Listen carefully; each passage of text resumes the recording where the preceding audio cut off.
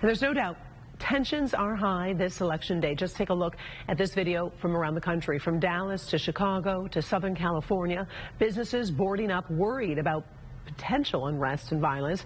Now, we've never covered an election quite like this. So what is behind that tension and that fear? Paula Tutman has been looking into that question. She joins us from a Warren polling place. Paula.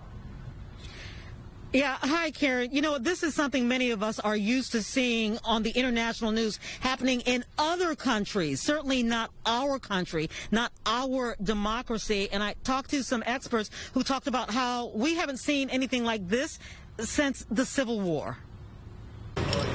In Warren today, as voters go to the polls, there will be security seen and unseen as Mayor Jim Fouts, acting on the concerns of his constituents, has deployed election polling place security in the way of uniformed and undercover police to guard against potential voter intimidation or threats of violence. I did see a few ride through just to be on the safe side to make sure everything was good and everything. We want everybody to be able to vote, and we want them to be able to vote without any fear. Across the nation, we are seeing for the first time in modern history, businesses boarding up, police being deployed, and hearing of possible threats of violence.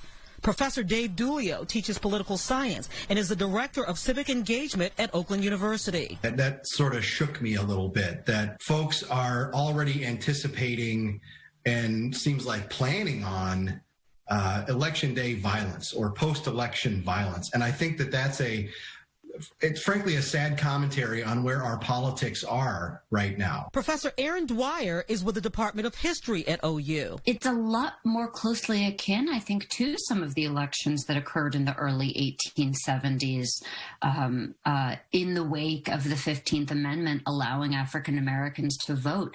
I think we often see these upticks in violence, and particularly white supremacist violence, when there has been a perceived increase in rights, often for African Americans. Certainly our nation has seen civil war. Democracy is indeed messy and unfinished business. I can't speak for Thomas Jefferson, but again, this was a major problem throughout the 1870s of voter suppression at the polls in particular. And yes, I think it's gravely disconcerting, and I think would be bothersome to many former presidents. While I think democracy is strong here, I think our system stands up to the test.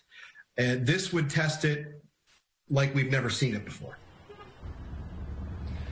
You know, the important thing to note is that not only are our allies watching, but our enemies as well. Our experts certainly agree that the most important thing is that peaceful transfer of power. Karen? All right. Thank you very much, Paula.